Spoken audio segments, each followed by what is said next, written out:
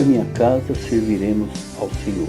Esta é uma afirmação de fé feita por Josué depois de 40 anos de batalha para a conquista da Terra Prometida. Este versículo expressa o coração de um grande líder espiritual já no final do seu ministério. Um homem que no início teve medo, mas também aprendeu a ter coragem.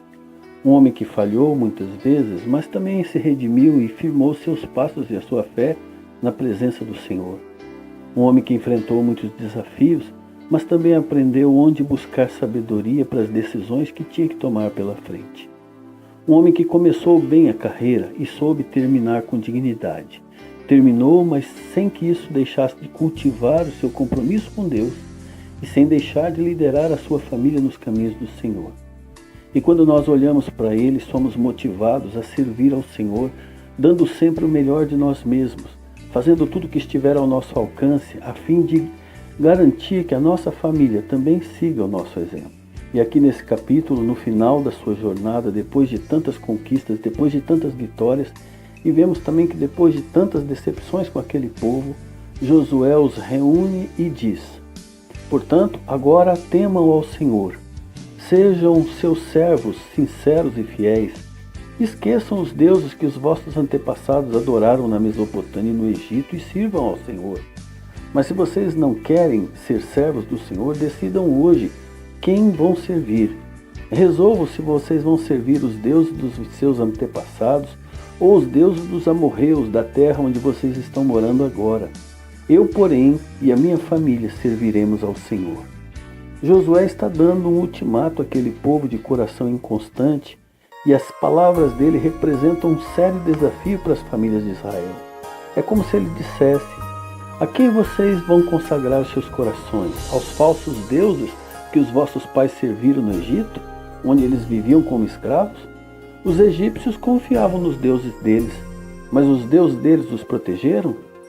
Me digam, a quem vocês vão consagrar os seus corações? Aos falsos deuses que são adorados por esses povos que vocês mesmos derrotaram? Os cananeus confiavam nos seus deuses, mas os deuses deles os protegeram? Então me diga, a quem vocês vão consagrar os seus corações?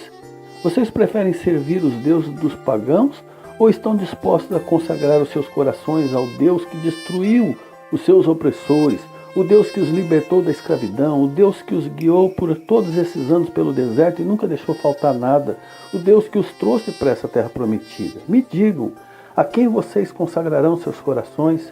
Vocês precisam tomar uma decisão, porque a sua decisão vai determinar se é bênção ou maldição que vão receber.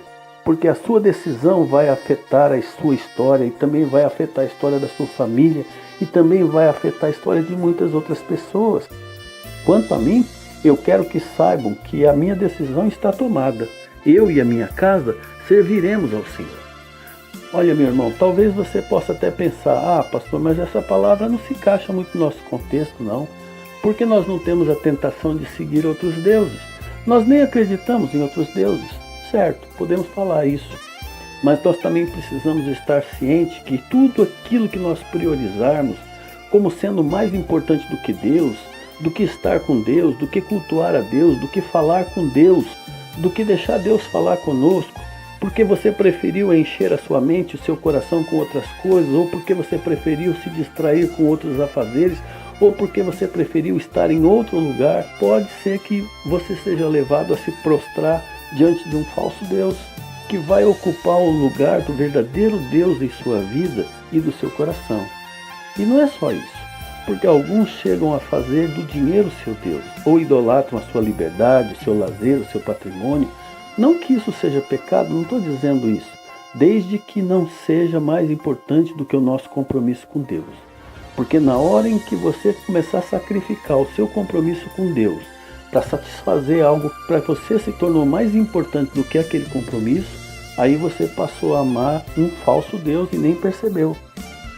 Um outro ensinamento que nós tiramos dessa passagem é a noção de urgência que Josué tinha ao falar aquelas palavras ao povo. Ele disse: decidam hoje a quem vão servir. Meu irmão e minha irmã, o nosso Deus é um Deus de misericórdia. As misericórdias dele se renovam todos os dias. Cada manhã se renova a misericórdia do Senhor. O problema é que nenhum de nós sabemos se nós vamos ter a nossa vida renovada amanhã.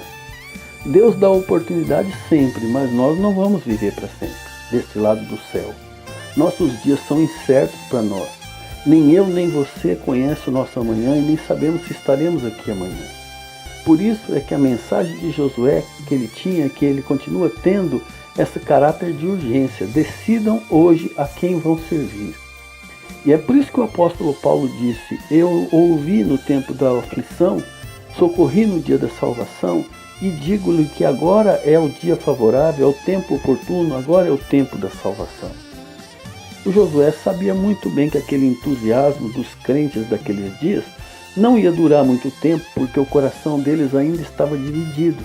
O que Josué disse para eles, e também diz para nós, é que a decisão de servir ao Senhor exige de nós integridade de nossa parte. Ele diz assim: ora, agora temam ao Senhor e sirvam ao Senhor com integridade e fidelidade. Joguem fora os deuses dos seus antepassados que adoravam no Eufrates e no Egito, e sirvam somente o Senhor. Josué tomou essa decisão junto com a sua família, com a sua esposa, junto com seus filhos, junto com seus netos, junto com suas noras. Eles decidiram servir ao Senhor, mas certamente eles tomaram essa decisão por causa da boa influência de Josué. Isso é assim conosco também, meus irmãos. A nossa conduta, o nosso testemunho, o nosso compromisso com Deus fala muito alto dentro de casa. E as nossas decisões afetam para o bem ou para o mal aqueles que vivem perto de nós. Peça a Deus para ajudar você a examinar o seu coração a cada dia. Esteja você em fim de carreira ou começando a sua jornada cristã, não importa, para que você saiba sempre como se conduzir de uma maneira a honrar com sua vida ao nosso Deus bendito. E para que Deus faça da sua vida um testemunho vivo, uma bênção para a sua família e para todos aqueles que o Senhor colocar em seu caminho.